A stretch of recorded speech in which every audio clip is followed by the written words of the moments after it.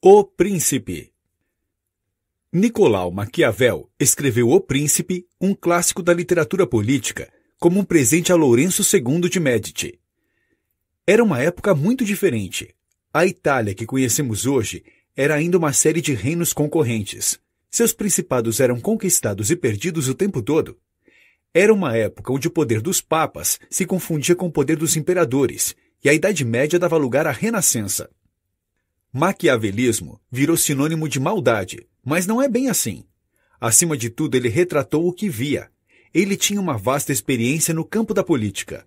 Atuou como diplomata nas cortes europeias por décadas e testemunhou a queda e ascensão das realezas.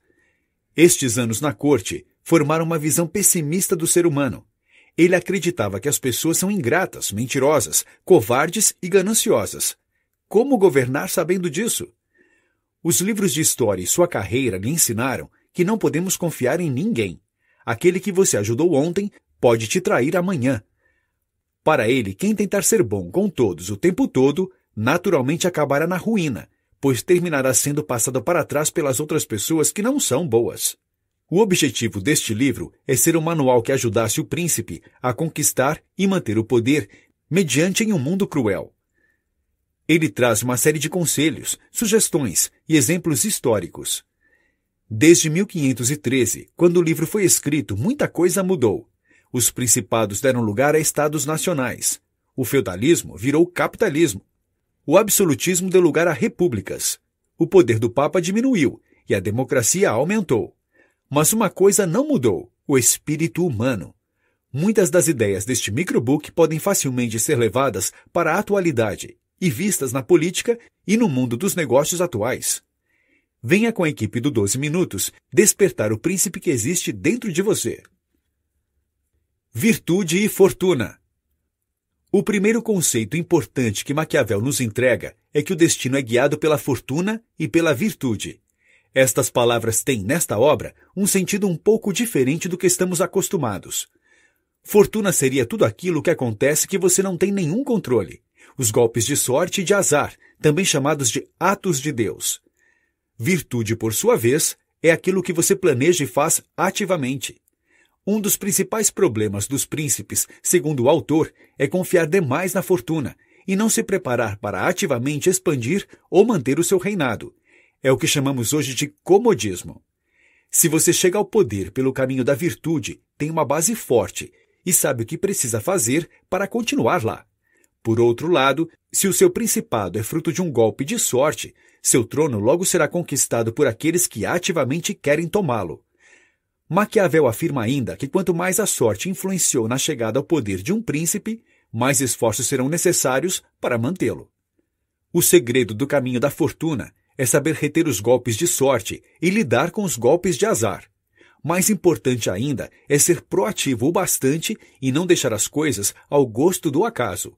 A primeira lição que um príncipe deve aprender é não depender da sorte.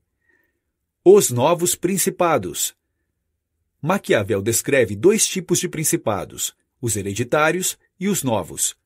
Os hereditários costumam ter menos problemas. Nestes casos, basta não desprezar os costumes dos antepassados e saber lidar com os acasos. Um príncipe hereditário não precisa de grandes capacidades estratégicas e se manterá no poder. Só algo extraordinário, como um forte usurpador, pode lhe tirar o trono. Os maiores problemas estão com os novos principados, aqueles que acabaram de ser conquistados. Muitas vezes, os homens mudam de senhor pensando que podem melhorar de situação, e essa crença pode os fazer pegar em armas contra seu senhor atual. Com medo disso, os novos príncipes sempre ocupam seus territórios conquistados com soldados. Essa não é a melhor decisão, pois compromete os recursos militares. Também não impede que a família do antigo príncipe se erga em contra-ataque. Além disso, mesmo os melhores soldados precisam de apoio dos habitantes locais. Maquiavel sugere, nesses casos, duas estratégias. Em primeiro lugar, extinguir completamente a linhagem do antigo príncipe. É importante ter certeza que ela não brotará novamente. A segunda estratégia complementar é não alterar suas leis, costumes, nem impostos, deixando o povo seguir com suas vidas. Em pouco, todo o território conquistado passa a ser incorporado ao principado. Lidando com os estrangeiros. Quando o território ocupado tem idioma, tradições e leis muito diferentes, surgem dificuldades. Neste caso, um dos mais eficientes remédios é o próprio príncipe ir habitá-lo. Isso evita que o local seja saqueado por subalternos e que algum forasteiro ocupe o vácuo de poder deixado pelo príncipe anterior.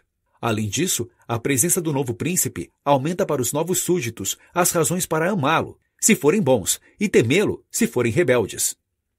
No novo território, o príncipe deve cuidar de defender os menos fortes e enfraquecer os poderosos. Temos aqui um duplo benefício. Em primeiro lugar, o príncipe ganha prestígio com a maior parte da população que alimenta a crença de que as coisas estão mais favoráveis. Por outro lado, isso garante que nenhuma das forças locais tenha poder o suficiente para tornar-se um concorrente. Por fim, mudar-se para o novo território permite vigiar de perto as desordens e rebeliões que possam surgir.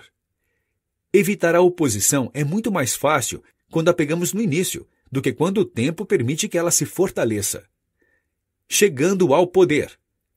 Maquiavel descreve 4 formas de se conquistar um principado: pela virtude, pela fortuna, por golpes de crimes e com o apoio do povo ou das elites.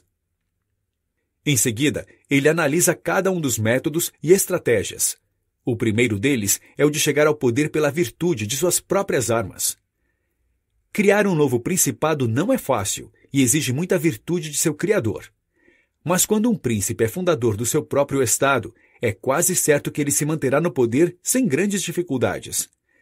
Maquiavel usa o exemplo de Moisés da Bíblia e de Rômulo, fundador de Roma, Sírio, pai dos persas, e Teseu, fundador de Atenas. O fato destes príncipes só terem um estado para controlar faz com que sejam residentes dos mesmos, o que, como já vimos, facilita muito as coisas. Sobre o uso da fortuna. Quem ganha um principado por fortuna só com muito esforço se mantém. É o caso dos muitos líderes gregos que foram feitos príncipes por Dario I. Estes estão sempre vulneráveis à mesma sorte ou vontade externa que lhes deu o poder.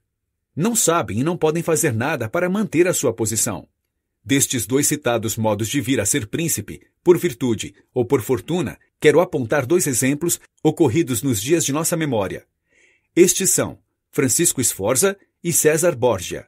Em primeiro lugar, é necessário extinguir as famílias dos senhores anteriores para evitar que se reergam. Em segundo, é necessário conquistar a população, por meio de um bom governo que dê um pouco de poder aos mais fracos. Em terceiro, deve-se conquistar o máximo de poder para que quando o príncipe que lhe concedeu o estado for derrubado ou morrer, você consiga se manter intacto. Chegando ao poder por meio de crimes.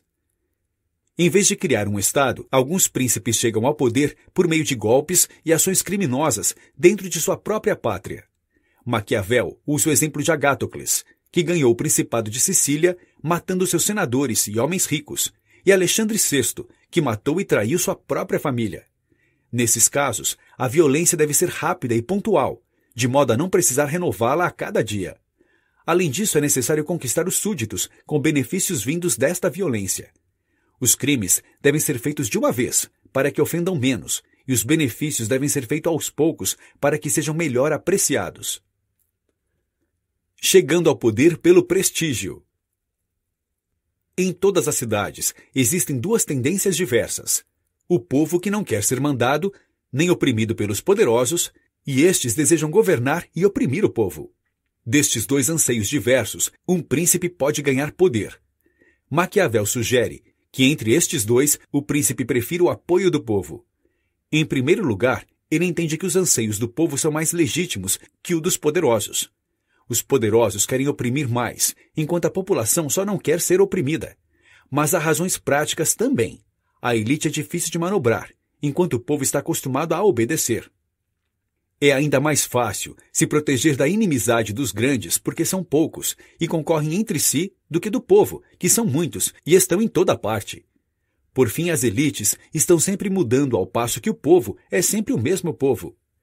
Seja quem for que o colocar no poder, um príncipe deve sempre prezar a amizade do povo. Não apenas isso, mas deve pensar sempre em fazer com que seus cidadãos sempre tenham necessidade do Estado e dele mesmo. Para ilustrar este tipo de principado, Maquiavel escolheu o exemplo de Nabis, líder dos espartanos. que com o apoio do povo suportou o assédio de toda a Grécia e do exército romano. Milícias e soldados mercenários. Maquiavel também trata dos meios ofensivos e defensivos que os principados se fazem valer. Estas armas podem ser suas próprias, auxiliares ou mercenárias. É um grande perigo que a segurança do seu principado dependa de forças auxiliares ou mercenárias. Mercenários são, por sua própria natureza, ambiciosos, indisciplinados e infiéis. Assim como foram contratadas a você, podem ser contratadas por seus inimigos. As tropas auxiliares são igualmente perigosas, pois também servem interesses diferentes dos seus.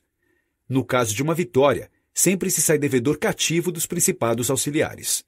Um príncipe prudente deve sempre evitar essas alternativas e lutar com suas próprias forças. É melhor perder com suas próprias armas do que vencer com as dos outros, pois, na verdade, neste caso, não é você que está vencendo. Para Maquiavel, a ruína do Império Romano teve início quando começaram a pedir ajuda aos godos. Entre depender de boas armas e bons amigos, é melhor escolher as armas. Sempre que se tem boas armas, os amigos aparecem. Sem ter armas próprias, nenhum principado está seguro. A arte da guerra. Um príncipe não deve ter nenhum objetivo senão a guerra, sua preparação e disciplina. Essa virtude é o que mantém aqueles que nasceram príncipes e é a que torna homens comuns ao principado. Negligenciar esta arte é o primeiro passo para ser conquistado e deposto. Quando um príncipe pensa mais nas delicadezas da corte do que nas armas, logo perde seu estado. Ciro conquistou o espólio dos Medas, quando eles se acostumaram com a paz, a ponto de se tornarem frouxos demais para a guerra. O príncipe pode se manter com o pensamento guerreiro de duas formas, pela ação ou pela mente. Pela ação, ele mantém suas tropas organizadas, exercitadas e disciplinadas. Ele sugere a caça e os exercícios de guerra, como uma forma dos soldados se acostumarem à fadiga e ao domínio do terreno. O príncipe deve também estar mentalmente pronto para a guerra, conhecendo as histórias e ações dos grandes homens, examinando as causas de suas vitórias e derrotas. Um príncipe inteligente nunca deve ficar ocioso em tempos de paz, mas sim com habilidade procurar sempre estar mais forte contra a adversidade. Desta forma, quando a fortuna virar, ele estará preparado. Sobre a fama e a infâmia. Além das preocupações externas, o príncipe deve estar sempre atento aos temores internos por parte dos súditos. Em geral, a situação interna estará segura se a externa for estabilizada. Mas mesmo nestes casos, deve-se estar atento a conspirações, e a única forma de garantir isso é evitando ser odiado ou desprezado e mantendo o povo satisfeito. Quanto mais proeminente for uma pessoa, mais alvo será de julgamentos. Isso coloca o príncipe em uma situação delicada, pois será sempre analisado para a fama ou infâmia aos olhos de todos. O ódio e o desprezo foi a causa da queda de imperadores, como Heliogábalo, Macrino e Juliano, entre tantos outros. Para evitar isso, Maquiavel recomenda que o príncipe sempre evite a infâmia e buscar as boas qualidades. Mas as boas qualidades para um príncipe não são as mesmas dos demais homens. Para Maquiavel, uma qualidade virtuosa é aquela que ajuda o príncipe a conquistar ou manter seu estado. Muitas vezes, as boas qualidades do povo são prejudiciais ao príncipe. Por isso, Maquiavel enfatiza várias vezes que não se deve ter medo de cair em algo que seja considerado um defeito, se isso for salvar ou fortalecer seu principado. Por exemplo, vale mais a pena ser amado ou temido pelos súditos. O ideal, segundo Maquiavel, é ser as duas coisas. Mas na falta dessa possibilidade, é melhor ser temido do que amado. Isso porque, nos momentos da adversidade, o medo da punição é mais resistente do que os laços de afeto. Lidando com o povo. Outra implicação prática sobre a questão da fama e infâmia entre o povo é se o príncipe deve buscar a fama de piedoso ou de cruel.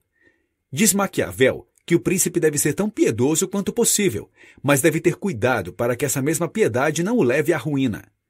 Um príncipe não deve ter medo de ser considerado cruel, se essa crueldade manter seus súditos unidos e leais. A morte de um bandido apenas faz mal a ele, mas o seu perdão, diz o autor, faz mal a toda a comunidade. Outro exemplo. Entre ter fama de miserável ou gastador, o príncipe deve escolher o primeiro. É melhor ter fama de parcimonioso do que ter que roubar dos súditos para manter luxos. E o que é ainda pior, não ter recursos para a guerra quando precisar se defender. Entretanto, mais importante do que cultivar essas qualidades é cultivar a fama de possuí-las. Um príncipe deve aparentar ser sempre piedoso, fiel, humano, íntegro, religioso. Deve, inclusive, se possível, sê-lo realmente, mas estar preparado para não ser nada disso quando for necessário para manter o seu poder. Muitas vezes, para proteger seu estado, terá que agir contra a fé, a caridade, a humanidade e a religião. O príncipe deve ainda estimular as virtudes entre o povo, dando oportunidade aos homens virtuosos e honrando os melhores em uma arte. Os cidadãos devem ser incentivados a exercer pacificamente suas atividades, em suas ocupações, e prêmios devem ser instituídos àqueles que engrandecem a cidade. Sempre que aparecer alguém que realiza algo extraordinário, para o bem ou para o mal na vida civil, deve buscar meios de premiá-lo ou puni-lo, de forma que seja bastante comentada. Em algum momento do ano, sugere Maquiavel, deve-se distrair o povo com festas e espetáculos. Lidando com a corte. Na corte é necessário combater os bajuladores. Não há outro meio de se proteger da adulação do que fazer com que as pessoas entendam que não te ofendem dizendo a verdade. Por outro lado, quando todos falam a verdade, logo começam a faltar com a reverência. Para superar este dilema, Maquiavel sugere que o príncipe escolha uns poucos homens sábios e que apenas a eles seja dada a liberdade de falar a verdade e somente daquilo que se pergunte. Deve-se consultar estes conselheiros em todos os assuntos e ouvir suas opiniões com frequência, e então decidir por si mesmo o que fazer. Uma vez que a decisão seja tomada, é melhor ser obstinado quanto a ela, a não ser que o cenário mude drasticamente. Quem procede de outra forma abre espaço a bajuladores e a mudança frequente de opinião frente à imensa variedade de pareceres possíveis em cada situação. O príncipe deve demonstrar aborrecimento quando notar que alguns destes conselheiros, por alguma razão, não lhe diz a verdade. Deve ainda deixar claro que conselhos são bem aceitos apenas quando ele solicitar e não quando desejarem. Por outro lado, ele deve solicitar essas opiniões com frequência, ser grande perguntador e paciente ouvinte das coisas perguntadas. A todos os demais, deve tolher o desejo de dar conselhos que não sejam solicitados. Na escolha destes conselheiros e de outros possíveis ministros e secretários, Maquiavel sugere os critérios duplos da capacidade e da fidelidade. Após estar certo das boas capacidades práticas e intelectuais dos ministros, o autor sugere um método simples para se reconhecer um bom ou um mau subalterno. Basta ver se ele pensa mais em si mesmo do que nos interesses do príncipe. Se for assim, jamais será um bom ministro, pois nele não se pode confiar. O príncipe deve escolher entre os homens aquele que pensa primeiro nos interesses do seu príncipe. Em compensação, para conservá-lo, sendo um bom ministro, deve, por sua vez, pensar nele, honrando-o e fazendo-o rico, a fim de que não ambicione nada maior nem possa se imaginar sem sua proteção. Como não perder a coroa? Nos capítulos finais de sua obra, Maquiavel se dedica ao estudo das razões que levam os príncipes a serem derrubados do poder. As principais razões são a negligência das próprias armas, a inimizade do povo e a inabilidade de se proteger das elites.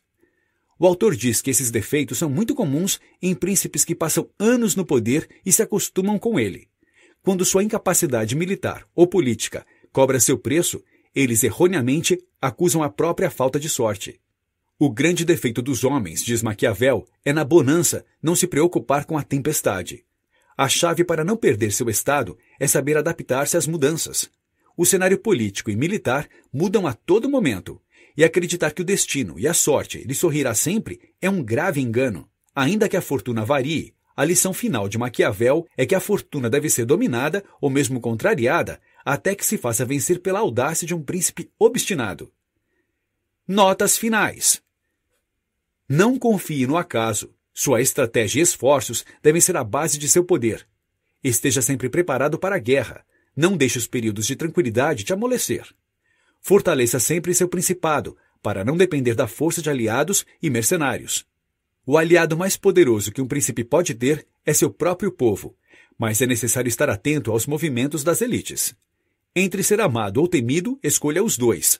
Mas se tiver que escolher só um caminho, é melhor ser temido. Proclame abertamente a importância de ser bom, justo, honesto, piedoso, mas não deixe que as virtudes sejam um obstáculo.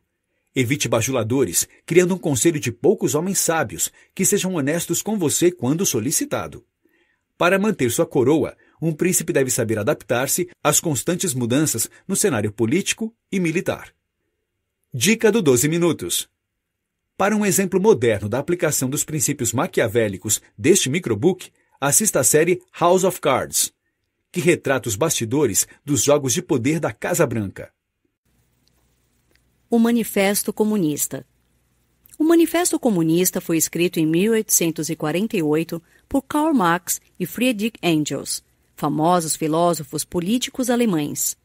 O objetivo dos autores era tentar unificar os trabalhadores, buscando por uma revolução contra o capitalismo e a exploração do trabalho. Esse livro foi considerado subversivo na época, já que defendia o comunismo e dava voz ativa ao proletariado, falando contra o acúmulo de capital e a exploração do trabalho. Apesar de antigo, o livro ainda é muito lido e é muito útil por apresentar contextos históricos relacionados à origem da burguesia, do capital e da desigualdade na sociedade. O poder econômico garante o poder político. Mudanças na economia geram mudanças na sociedade. Cada mudança nos relacionamentos sociais é causada por uma outra mudança no modo de produção que está relacionada ao método de criação das necessidades básicas de vida, como comida, abrigo, transporte. Nas sociedades primitivas, por exemplo, os seres humanos só podiam fornecer alimento para as comunidades presentes. Por isso, as distinções de classes eram improváveis. As pessoas eram mais ou menos iguais. Mas com o surgimento da agricultura, surgiu uma maneira mais eficiente de produzir alimento.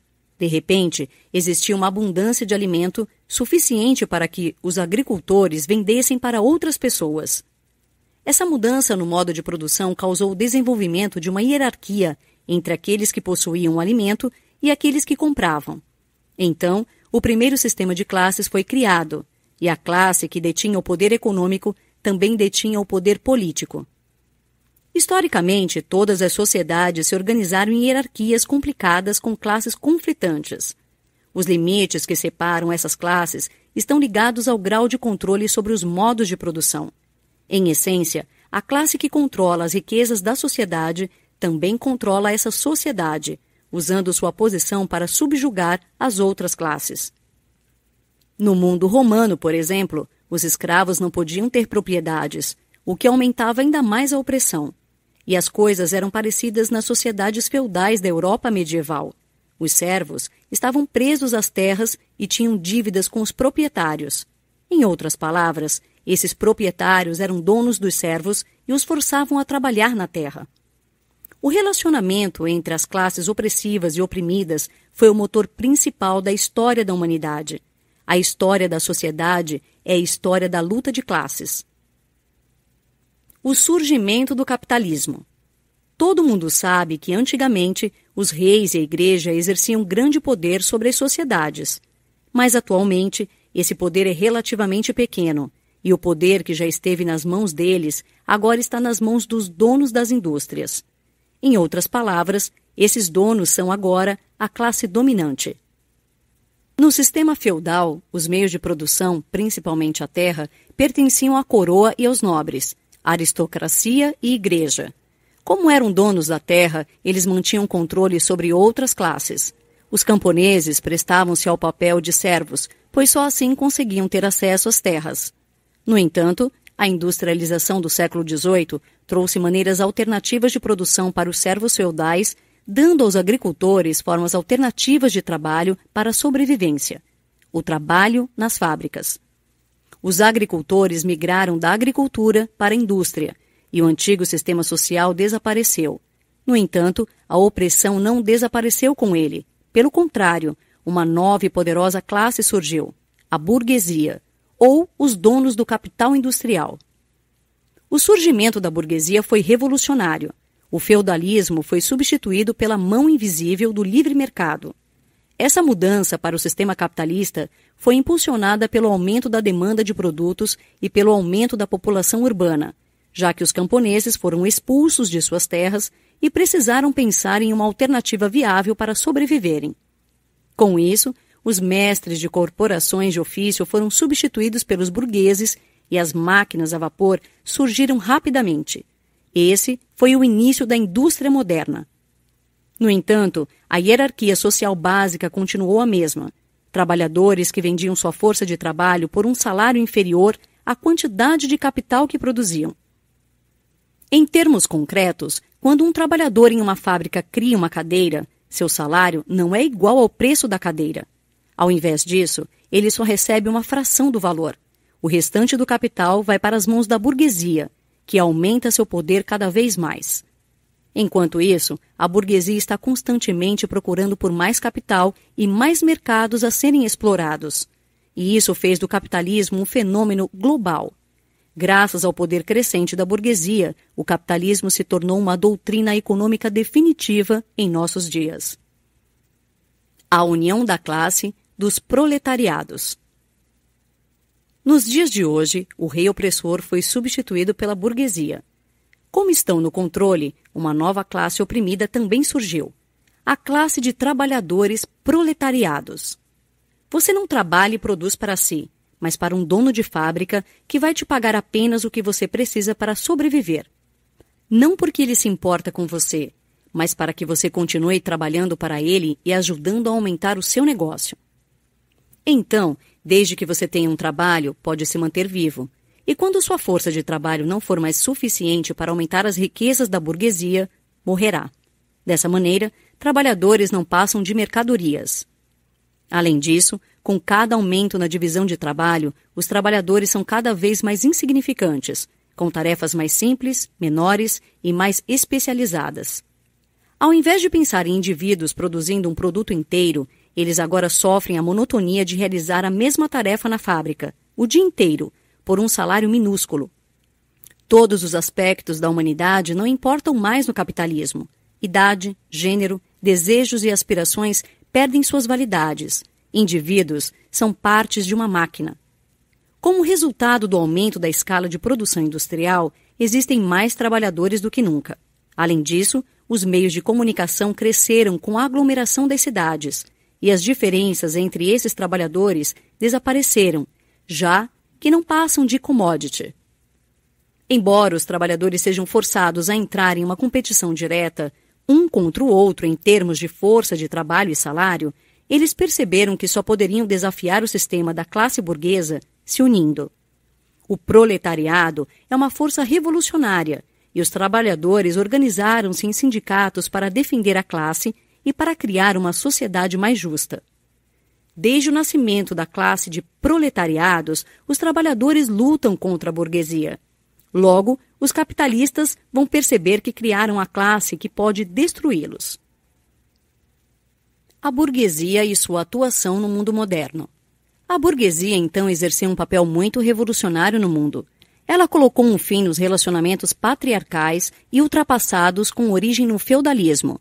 Eliminou os relacionamentos que prendiam as pessoas a seus superiores. E agora, todas as relações dos homens são caracterizadas por interesses egoístas. O sentimentalismo e o fervor religioso foram sacrificados também. O valor pessoal agora é medido pelo valor de troca, e a única liberdade é o livre mercado. A burguesia mudou todas as ocupações e agora todos precisam trabalhar para ganhar um salário e sobreviver, mesmo aqueles que possuem profissões honrosas como os médicos. E de maneira semelhante, as relações familiares perderam seus sentimentalismos e foram reduzidas a relações financeiras. Como a burguesia precisa expandir seu mercado constantemente, ela consegue estabelecer conexões em todo o mundo. A produção e o consumo assumiram um papel importante em cada país. E isso é verdade para os materiais e para as produções intelectuais, já que a soberania nacional está cada vez mais insustentável. A burguesia leva todas as nações a adotar seus modos de produção. Ela cria um mundo à sua própria imagem, e todos tornam-se dependentes dela. Segundo os autores, a sociedade burguesa moderna está em um processo de mudança e extinção, lutando contra si. As forças produtivas modernas estão se revoltando contra as condições de produção. As crises comerciais, causadas pela superprodução, estão ameaçando a existência da sociedade burguesa. E em uma tentativa de remediar essas crises, a burguesia causa novas crises. O que isso tudo significa? As armas utilizadas pela burguesia para acabar com a sociedade feudal estão se voltando contra a própria classe. As mudanças causadas pela industrialização e o surgimento dos sindicatos. Com a evolução da burguesia, o proletariado também evoluiu, já que passou a ser obrigado a vender sua força de trabalho e a se sujeitar às mudanças no mercado e na concorrência. Além disso, como todos são considerados mercadorias, diferenças de idade e de sexo já não existem mais. A luta contra a burguesia é lenta e começa pequena. Os proletários assumem a causa isoladamente, até que o número de apoiadores aumenta. Mas atacar o burguês não é suficiente. É preciso atacar também o meio de produção e lutar para conquistar uma nova posição. Com o crescimento dos proletários que querem lutar contra a burguesia, nasceram os sindicatos. Eles foram fundados para apoiarem os trabalhadores, tornando-se associações contra a burguesia e a favor dos direitos do proletariado. Apesar da organização dos proletariados ser ameaçada pela competição entre eles pelo trabalho, a classe ganha cada vez mais força. Para os autores, a única classe que tem alguma chance contra a burguesia é o proletariado.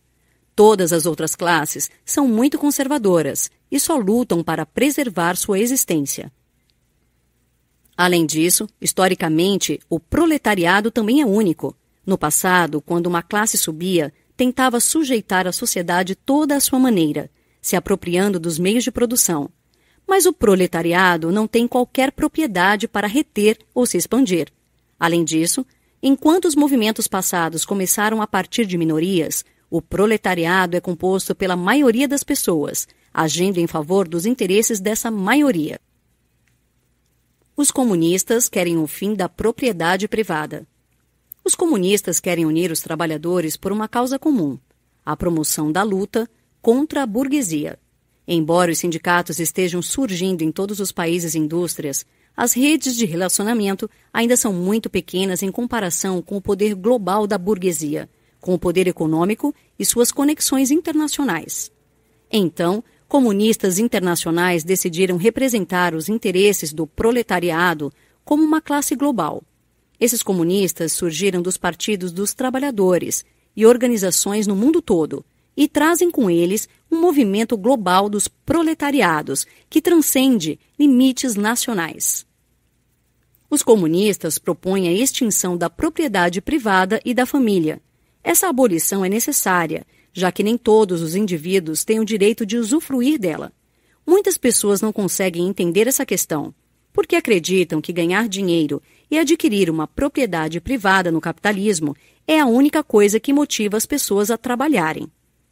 Essas pessoas acreditam que abolir a propriedade privada teria consequências econômicas fatais, já que nada seria produzido. Mas o proletariado não cria qualquer propriedade para ele através do trabalho.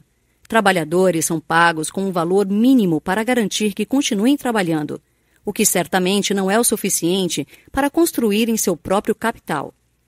Os únicos que se beneficiam da propriedade criada pelo trabalho assalariado são os que pertencem à burguesia. E essa propriedade é a base para seu domínio sobre os proletariados. Em essência, os proletariados criam um instrumento para sua própria exploração no capitalismo. Portanto, não há base lógica para o domínio de indivíduos ou de capital privado sobre a regra do proletariado. A criação de capital exige uma sociedade inteira e deve ser mantida por todos. Por essa razão, os planos dos comunistas são imediatos e decisivos. Os proletariados unidos devem derrubar a burguesia e roubar o poder político para redistribuir a riqueza para todos na sociedade. As condições da sociedade comunista. Para o surgimento de uma sociedade comunista justa e reta, 10 condições precisam ser cumpridas. 1. Os direitos exclusivos à terra criam e perpetuam distinções de classes. Portanto, toda a propriedade e todos os aluguéis devem ser desapropriados para propósitos públicos. 2. Para garantir que a riqueza não se acumule nem se concentre no topo, um imposto pesado e progressivo deve ser introduzido.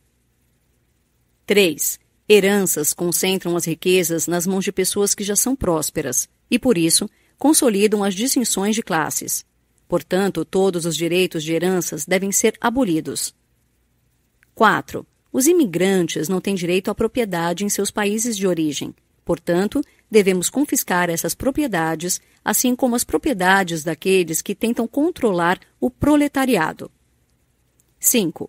Instituições de crédito existem em virtude do capital e não produzem nada. Portanto, o Estado deve ter um monopólio sobre o crédito através de um banco nacional com o capital do Estado. 6. Liberdade de movimento é um direito de todos os cidadãos, e a sociedade deve ser responsável por isso. Portanto, a centralização do transporte deve estar nas mãos do Estado. 7. Muitas terras continuam sendo subutilizadas. Devemos estender os instrumentos de produção que agora são do Estado e os utiliza para cultivar as terras abandonadas e para melhorar o solo. 8. Como se sabe, muitos trabalham em benefício de poucos. Portanto, todo mundo deve trabalhar. Além disso, os exércitos industriais, especialmente para a agricultura, devem ser estabelecidos. 9. Deve-se promover a eliminação gradual das diferenças entre a cidade e o campo, fazendo uma distribuição igualitária da população. 10. Nossas vidas são determinadas em parte pela qualidade da nossa infância. Portanto, a educação será gratuita em escolas públicas, fábricas que utilizam trabalho infantil devem ser abolidas. Socialismo e comunismo crítico utópico. As pessoas que começaram o movimento comunista crítico utópico entendiam bem os conflitos existentes entre as classes e os fatores que poderiam acabar com o domínio da burguesia. Mas, apesar disso, não foram capazes de reconhecer nenhuma iniciativa histórica ou a capacidade de organização de um movimento por parte do proletariado. Como a classe operária é o elo mais fraco e que mais sofre, essas pessoas a defendem e também consideram a luta de classes primitiva, devendo ser superada. O objetivo principal é a busca por condições melhores para todas as classes, incluindo as mais altas. E com essa busca, deve-se afastar possibilidades de ações políticas revolucionárias, buscando os objetivos de forma pacífica e amigável. Pelo fato de buscar e pretender a eliminação do antagonismo entre as classes, fazemos a utilização da definição de utopia. Apesar dessa definição, com o aumento da luta de classes e da desigualdade, este movimento ganha mais importância na sociedade. As críticas ao comunismo. Obviamente, o plano radical das comunidades para a transformação da sociedade encontrou uma oposição muito forte. Mas para Marx e Engels, as críticas são hipócritas e inválidas. O comunismo foi acusado de trabalhar contra a família, mas segundo os autores, isso não é verdade. Eles exigem que as crianças sejam educadas publicamente, ao invés de serem educadas em suas casas, e por isso o comunismo é acusado de degradar os valores e laços das famílias tradicionais. Mas essa crítica é absurda. As famílias já foram arruinadas pelo capitalismo. Mães que trabalham 60 horas por semana e crianças escravizadas em fábricas e reduzidas a simples mercadorias. O comunismo só propõe que a educação seja livre, e livre da influência das classes dominantes. Outras pessoas podem acreditar que o comunismo tira a nacionalidade dos trabalhadores, mas a verdade é que os trabalhadores já não possuem nacionalidade. Trabalhadores não são representados pelos grandes valores e histórias atribuídas aos nacionalistas de suas nações. Ao invés disso, eles são representados por sua força de trabalho e posição como sujeitos oprimidos. Os comunistas não devem ser responsabilizados pelo que não fizeram. Embora o comunismo comece com um controle político a nível nacional, o objetivo dos comunistas é acabar com as fronteiras nacionais. Trabalhadores de todos os países estão cada vez mais parecidos através da padronização, do comércio internacional e de uma causa comum, que vai tornar o processo mais fácil. Além disso, algumas pessoas lamentam que o comunismo pretende destruir a religião. E essa crítica é verdade. Afinal de contas, o comunismo trabalha para substituir os padrões morais existentes, já que eles foram criados pelas relações de poder opressivas da nossa sociedade capitalista. Tradicionalmente, o principal propósito da religião é apoiar as classes dominantes. Na sociedade feudal, a religião apoiava o direito de governar do rei. No capitalismo, a Igreja se posiciona contra os movimentos socialistas e comunistas. O papel da Igreja, ao manter a hierarquia de classes, implica que a religião deve ser eliminada com o resto do mundo velho. Para os autores, as críticas enfrentadas pelo comunismo são fracas. Elas só demonstram que muitas pessoas ainda não entenderam as causas e demandas do movimento dos trabalhadores. Notas finais. O Manifesto Comunista passou a ser um famoso objeto de estudo sobre o assunto. As ideias contidas aqui buscam contrariar o acúmulo de capital através do compartilhamento e da busca pela igualdade. O livro tenta acabar com a miséria e com a exploração da mão de obra, promovendo a equidade social. Os autores estão convocando a união dos trabalhadores, prometendo liberdade e um mundo melhor. Dica do 12 minutos. Gostou da leitura? Você pode se interessar também pela obra Leviatã, de Thomas Hobbes, um clássico sobre a teoria política do mundo ocidental.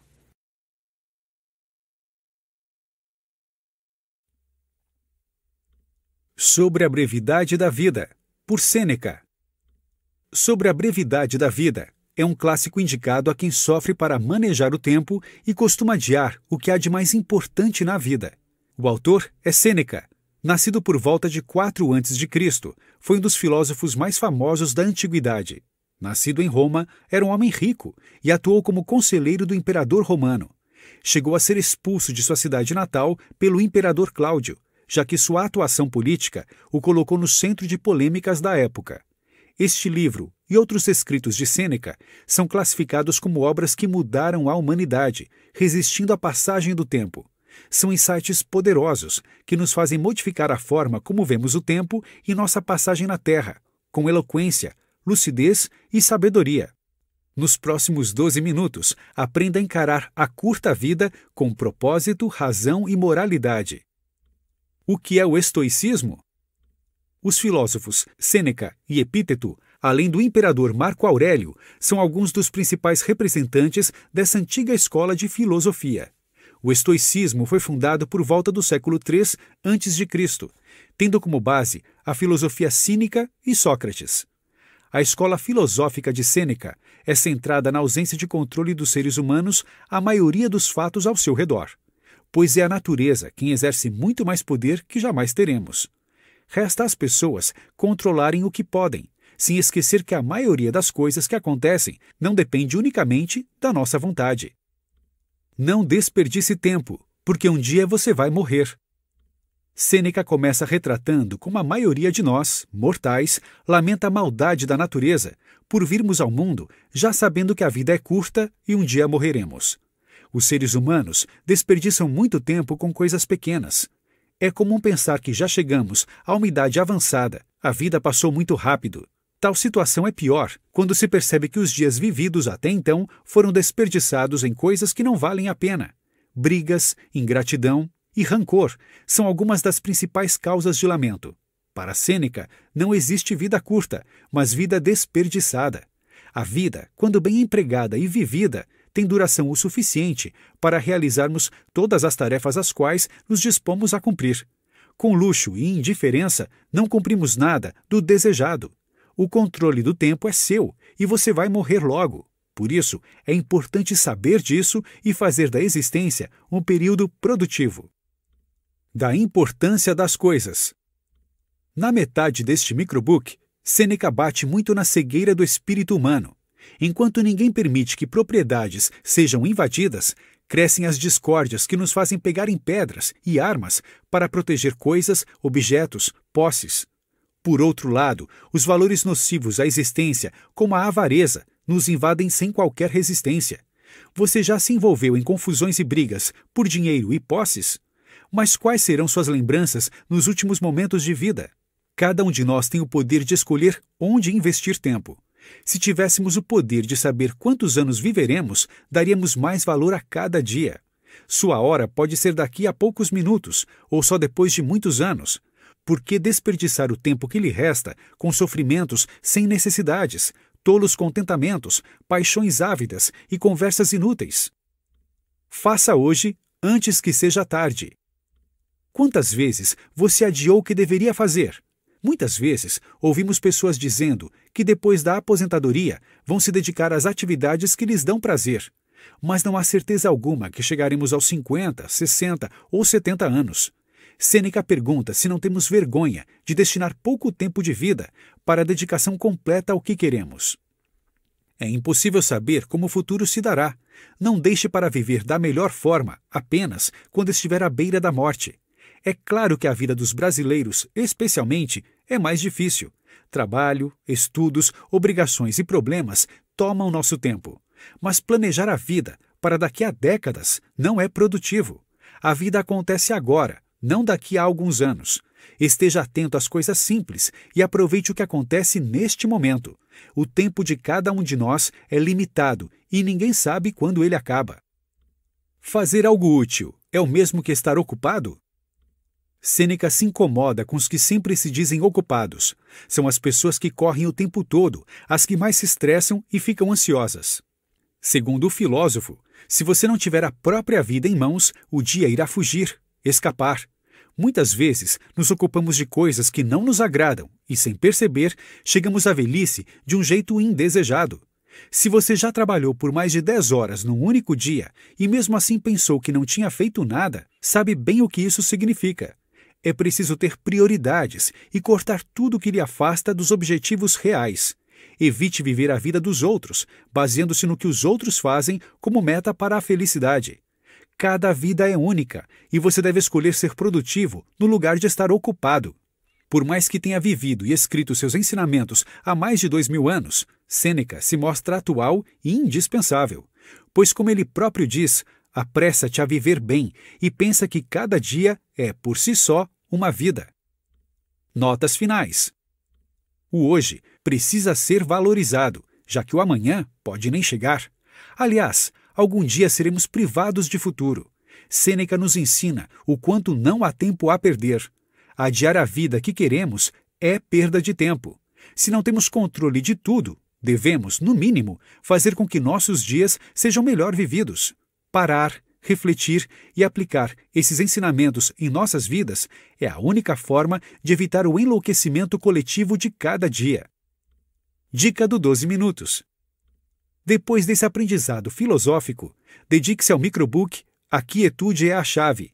Nele, você terá uma aula aprofundada sobre o quanto o autoconhecimento, olhando para dentro de si próprio, é fundamental para a paz interior e o sucesso em todos os campos da vida.